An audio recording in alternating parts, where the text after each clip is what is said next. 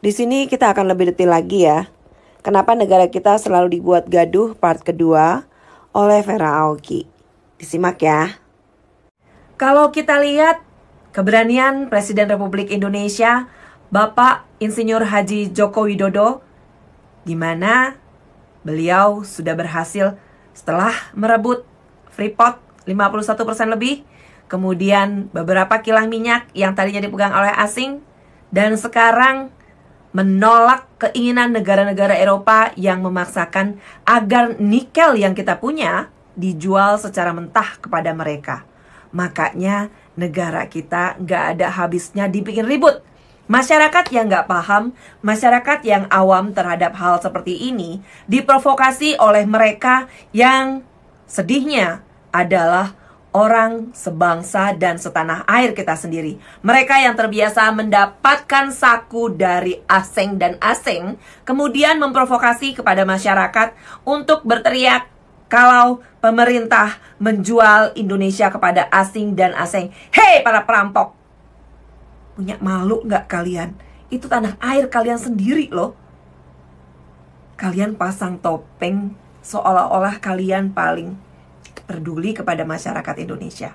Pada kenyataannya, kalian gak peduli sama mereka. Kalau nikel ini kita jual secara mentah, tentu saja kita hanya tinggal menggali dan menjual. Tetapi, kalau nikel ini kita olah di tanah air kita, menjadi baterai untuk HP, menjadi baterai untuk mobil, tentu saja ada lapangan kerja yang lebih besar lagi untuk masyarakat Indonesia. Buat kalian-kalian yang pakai topeng selama ini pura-pura baik dan perhatian sama masyarakat Indonesia, berani nggak jelasin hal yang satu ini sama masyarakat Indonesia? Hei, para perampok, punya malu sedikit. Kemarin begitu rame mengenai lagu kebangsaan yang diparodikan dengan bahasa Melayu.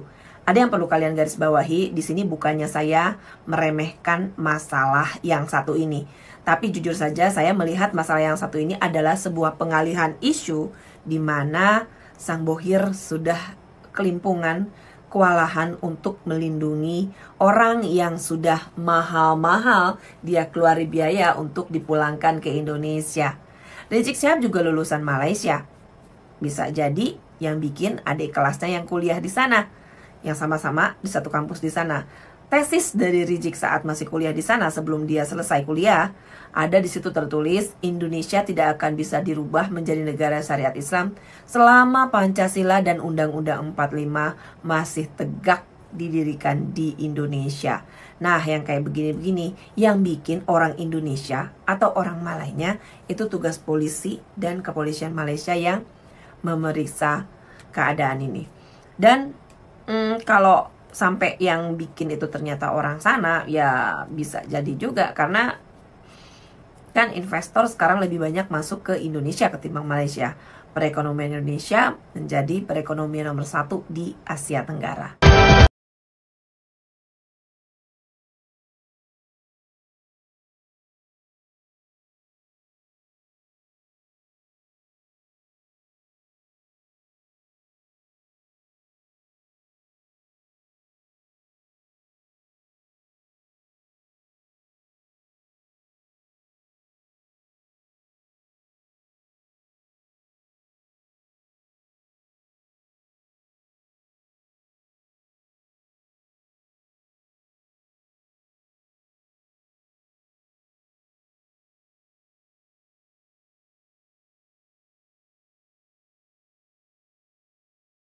Perekonomian Indonesia menjadi perekonomian nomor 1 di Asia Tenggara.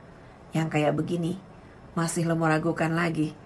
Masih lo mau ngomong apa lagi tentang pemerintahan yang saat ini?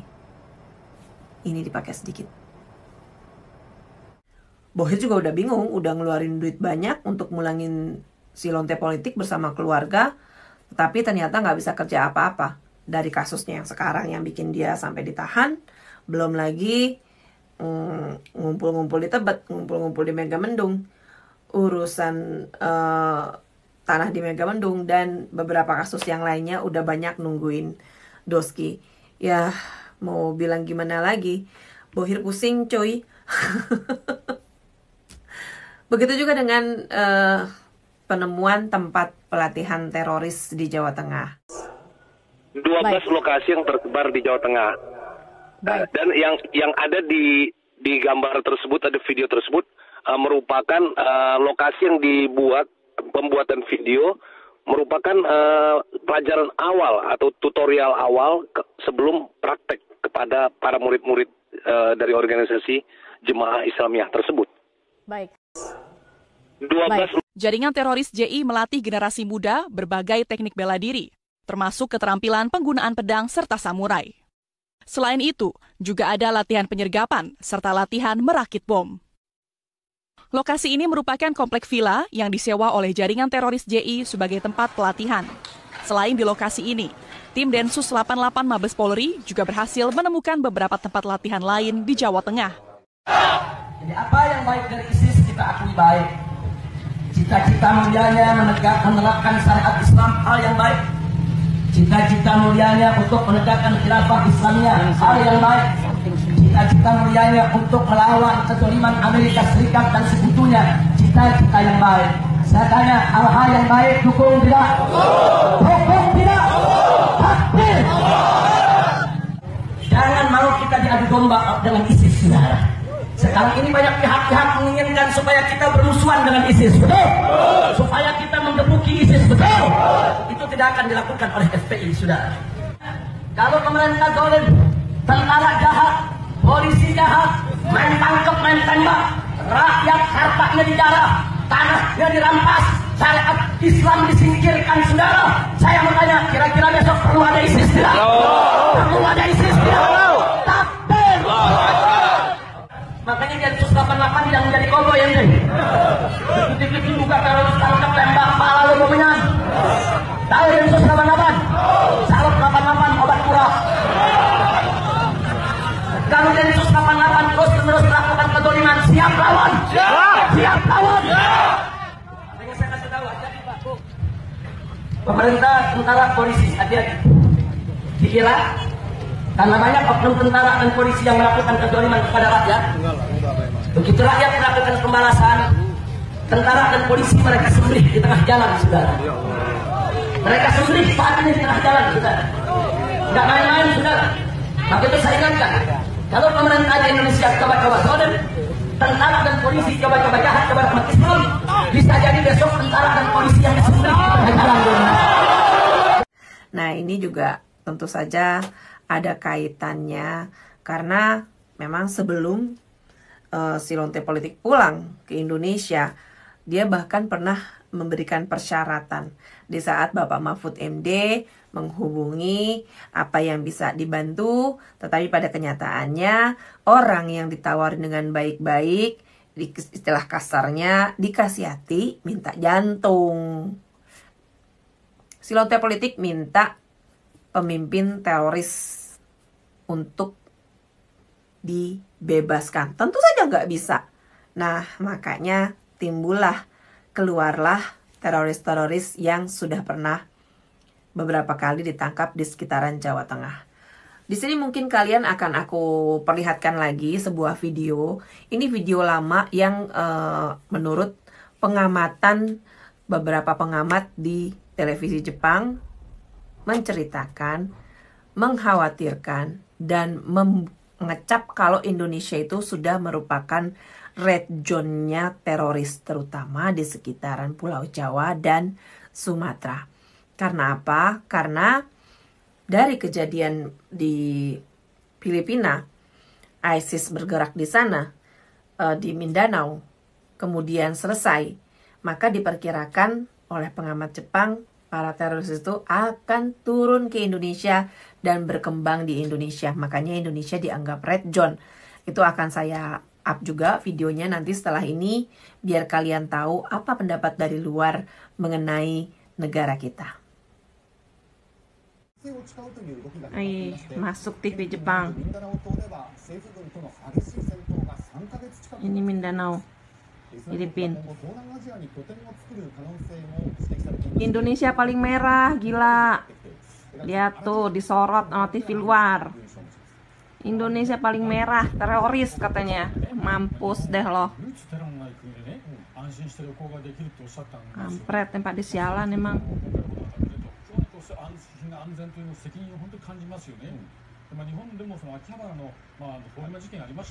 Bikin rusak negara sendiri.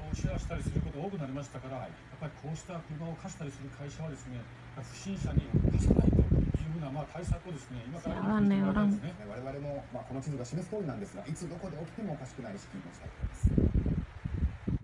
Oke, sekian dulu dari saya, Aoki Vera. Kapan-kapan kita akan bahas yang lain lagi. Dan untuk yang masalah ini tetap aja ujung-ujungannya semua ada dalam lingkaran setan. Mereka-mereka sedihnya orang sebangsa dan setanah air kita sendiri yang menjadi perampok di tanah air kita. Kemudian mereka pasang muka orang yang paling baik dan yang paling perhatian sama masyarakat Indonesia. Buat masyarakat Indonesia, ayo cerdas sedikit, lihat siapa mereka.